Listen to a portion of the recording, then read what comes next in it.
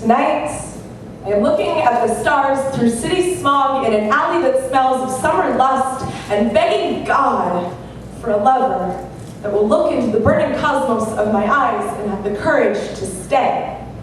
Maybe, do you think that this is asking too much? Because these days, I've been left feeling like the china dishes in my grandmother's antique cabinet that we never once ate a meal off of. I am the custom stationery with the wrong name printed at the top. I am a bicycle locked to a post in mid-December that no one claimed come winter. It has been 16 seasons since someone whispered the words "I love you" into my ear before falling asleep. And it has taken me 12 seasons to renew the forest of longing in my heart that was burnt to ashes on the night I packed my bags. I lit a candle and placed it in the window of tomorrow so I would remember to come home to myself. But what I forgot is that no amount of mouths pressed to my neck or fingers weaved through my hair can reach deep enough to quell the pulsing of my human loneliness that sprouts daisies in the graveyard of my hope.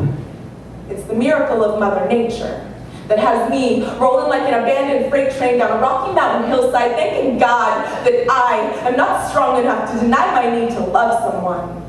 But still, some days I try. And the lie I tell myself is that it's easier this way, that I can keep you around just a little longer if I don't ask you for anything. I am afraid to ask you to love me. I am afraid that since the first night we met, I abandoned myself to the galaxy in your smile lines. I was reckless in my dreaming, and even more so in the footsteps that brought me to your door. Please forgive me. I didn't mean to place so many of my weeping willow branches in your wildflower bed, but they seem to like falling there, and so do I. God damn it! Why do your arms seem to soften the edges of my exposed concrete? I swear, I didn't mean to open my ribcage so far.